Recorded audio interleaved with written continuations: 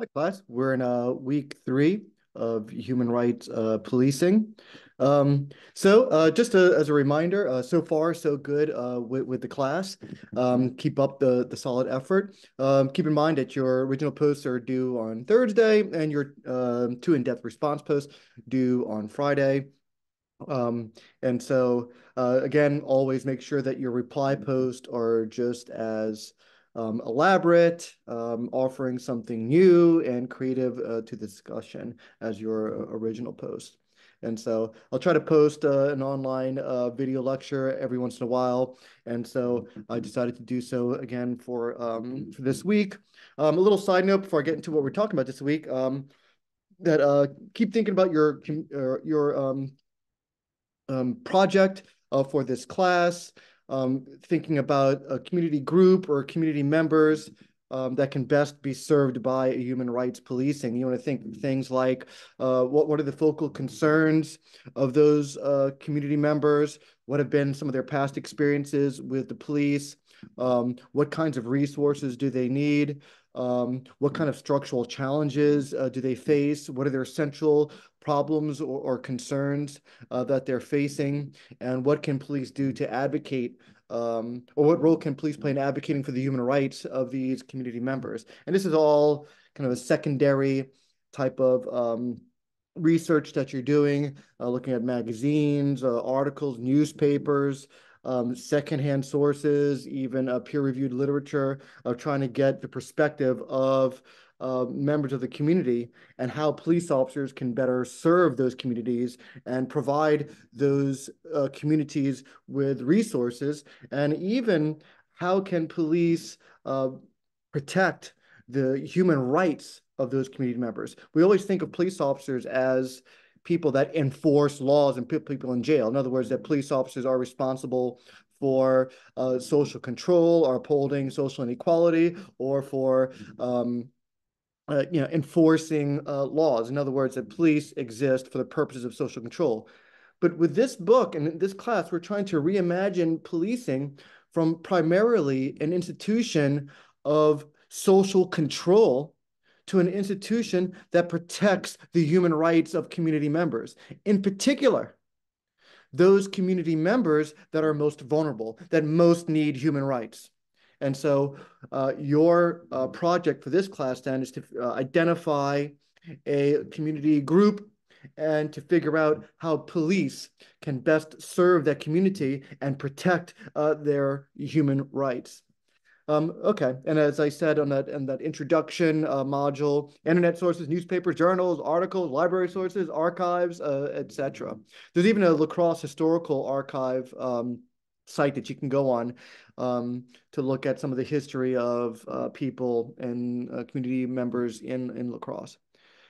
Okay, so this week you're currently reading chapter 1, and so there's the introduction to the book, and after that introduction, my father writes this really powerful excerpt, "Suicide by Cop," a code 2 call in New Orleans, in the New Orleans Police Department. And this was a situation where someone called the police. It was obvious that they wanted to get shot by the police, and it ends in a very powerful moment. And I think my father has a lot of valuable information to share in that section. So go ahead and check that out. Then we have chapter 1 is where we began after that kind of powerful introduction there. And we talk about human rights in extraordinary times. And really, human rights has only existed as a concept since 1948 with the writing of the United Nations Declaration of Human Rights, but nowhere in the history of the world has human rights ever been meaningfully applied anywhere. In fact, human beings have never valued human rights. They've never thought about human rights.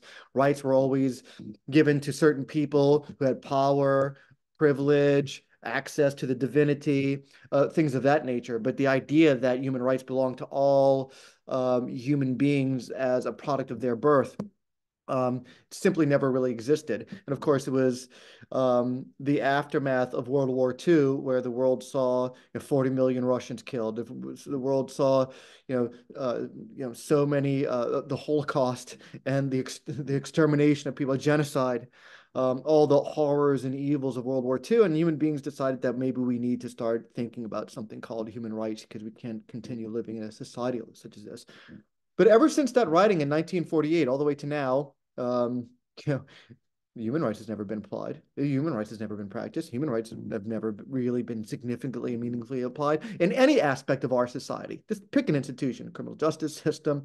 It just simply doesn't exist. And that's the purpose of this class. That's the purpose of this book is, can we actually convert one of the most powerful institutions of social control, law enforcement, to serve primarily as to transfer from an institution of social control to one that actually protects the human rights of people. So it's challenging, but I think there's something possible that can happen. And if we can turn policing and law enforcement into a human rights institution, can you imagine turning all of our institutions in society into a human rights-based institutions, our economy, our government, and on and on? I think that'd be very powerful. Then we move on to, we talk about the goals of the book. And so check that out. I kind of already gave insight into that. And then who we are, where my father and I kind of introduce ourselves to the reader. And then my father reflects on 30 years of his policing in the New Orleans Police Department. So I think that you'll really enjoy that section there. And then points of departure, where we're not really talking about civil rights. It's expected that all police officers abide by the law and protect the civil rights of all members of society as a matter of law. But human rights goes beyond the law. Human rights is something much higher than that. And so we want police officers and any criminal justice professional, anybody that wants to work at-risk youth or work with delinquents or work with community organizations or work with community members, anyone who wants to work with people, that they put human rights front and center in all of their thinking. And so to me, human rights is a much higher goal than the base, most simple civil rights. So human rights attempts to accomplish more. And I really kind of spell that out in there in that section. We talk about whose side we're on. And basically, it doesn't matter what side of the political spectrum you're on, right, left, doesn't matter your religious views, where you come from in life. It's all about human rights. So you can be in a far right, far left, anywhere in between, doesn't matter. So long you value the human rights of all human beings, we're on board. We have solidarity, we have unity, we have a collective vision, we've got a collective mission of something that we want to accomplish, and we can all unify based on that. And I think that's important. Solidarity of the people, very important. If we don't have grassroots organizations, if we don't have solidarity with our brothers and sisters, no matter what walk of life they come from, or worldview they come from, what part of the political spectrum they come from, if we don't have solidarity and unity among the people, we can never have a vision together where we can advance the world that reflects the interests of all of our brothers and sisters. So I think that's important. And if there is an implicit bias, I'll admit I'm on the side of the vulnerable. I'm the side of the dispossessed. I'm the side of the powerless. I always have been, always will be. And so we make that loud and clear. And then it's also important, I probably alluded to it before, but it's important not to collapse the institution with the individual. And so whatever our critique of the criminal justice system or whatever our critique of law enforcement as an institution, this is not an indictment on individual police officers. Individual police officers are among us. They're community members just like us. They come from the same places as us. So as far as I'm concerned, they're one of us. They're brothers and sisters too. So, there's good and bad people on both sides of the law. There's good criminals and there's bad cops, there's bad cops, there's good criminals. And so to me, none of that really matters. It's important, though, to know that any critique of policing or any critique of any institution of society is not necessarily an indictment on the people that exist within that institution. So you have good people that exist in bad institutions. And so when we critique law enforcement, when we critique policing, we're not critiquing individual police officers or any individual police officer. So it's important to know that. And I talk about how we're verbs, constantly changing. And so whatever views, beliefs, ideas, who we are now is going to be a different person who we are than at the end of the semester. And we're going to be a different people, even tomorrow, but more so at the end of the semester and in a year from now and 2 years from now. Why? Because nothing is fixed about us. And even our identities, our worldviews, our outlooks, we're constantly changing. We're verbs. We're highly dynamic. We're highly fluid. And it's important to remember that. What we are today is not what we're going to be tomorrow. Okay, then we then really, so it's a short chapter, and you can check out some of the activities that I have police officers do, and when they read this book, and when I train police officers in human rights policing. But you have a discussion board here, where I ask you to read that chapter and explore some of these themes. And so the you have a two-part discussion board prompt really. One is on talking about the extraordinary times, and this idea of human rights in it. How we as people have, through the manufacturing consent of the five multimedia conglomerates that pretty much control the information that we've ever received, how this type of political ideology that's propagated through the media by our political and economic elites kind of leads us to this one-dimensional thinking, to maintain the status quo, to think in orthodox ways. And so we have to challenge these things. We have to challenge orthodoxy. We have to challenge the way things have been done. We have to challenge worldviews. We have to challenge orthodox beliefs. We have to be critical. We have to, question, and use our own sense of agency to do what is right and to be principled people, regardless of the obstacles in our way. And so we can't be propagandized. We have to be very suspicious of the consent that's constantly trying to be manufactured upon us, and we have to think independently on our own.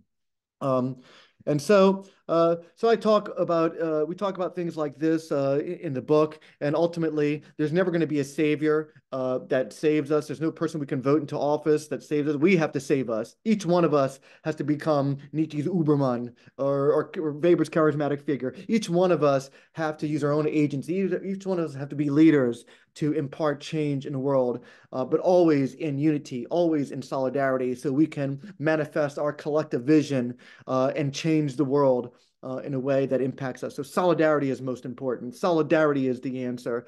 And again, it doesn't matter what walk of life you come from. It doesn't matter what political point of view you come from. If you're a Trump supporter, you're my brother. You're a Biden supporter, you're my brother and sister, right? Doesn't matter. Whoever you support, whatever side you're on the political spectrum, we're brothers and sisters who want to advance the world together in our own collective vision. And if we can do so on the basis of human rights, we might just got a shot to make this place a decent earth for humans and all animals.